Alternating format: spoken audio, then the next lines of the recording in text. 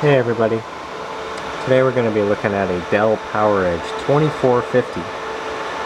Now this is quite an old server, coming out at around 2002, 2003-ish. So yeah, not incredibly powerful, definitely by today's standards, but it does have this particular one has some interesting features. And I bet you've already noticed this optical drive sitting on top of it, which is actually there for a reason. I'll get to that. But right now, I'm installing Debian on here, the latest version, by the way, as Debian 10, as is the current version as of the release of this video. But still installs, they still have an i386 version. That's great for old servers like this. Yeah, I mean, it's at a blue screen, but it's thinking about what it's going to do next. Yeah. So the specs here, let me move our floating optical drive so we can get a better look inside. So this server features dual 1 GHz Pentium IIIs. Very nice. We have 1 GB of RAM right here. As you can see, we have dual power supplies as well. If you're interested, see the wattage on there, which looks to be, well, I don't actually see, but I bet you could calculate it using the volts and amps or something like that. I don't know. Hard drive wise, we have two 73 SCSI hard drives here and here.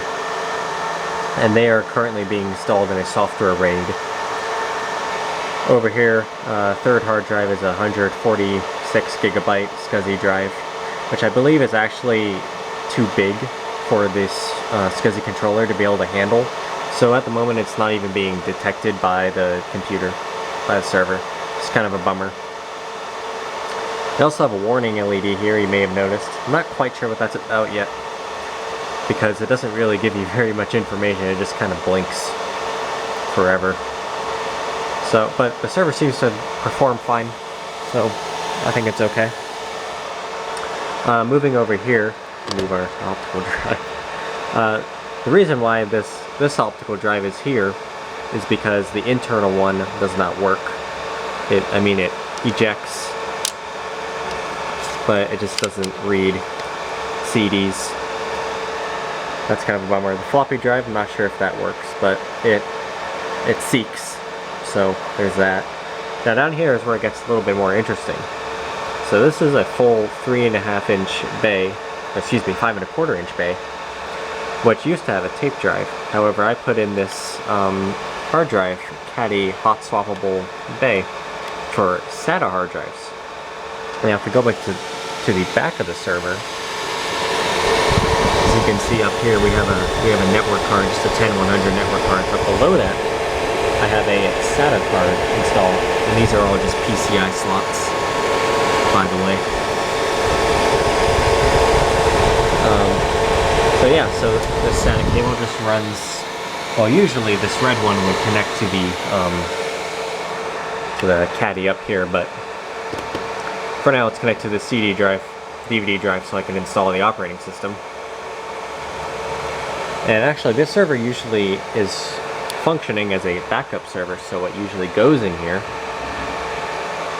is this 6 TB Western Digital hard drive, which, as you can see, I can just slot very easily into there. And I'm not going to close it just in case it screws up with the installation, but you get the gist. Yeah, not much else to say about this server. I'll take you around to the back real quick. Try my best to get around here. Not very much. There's a VGA port back here.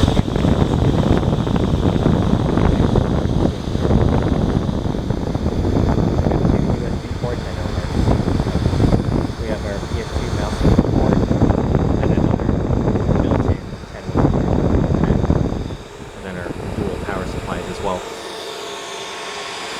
Yeah, it's kind of a mess the way the server is designed. Just a bunch of cabling everywhere, but I suppose it works. This fan module, all of these is easily removable just by this one screw and then unplugging this cable here. So that's pretty simple. But yeah, not much else to say.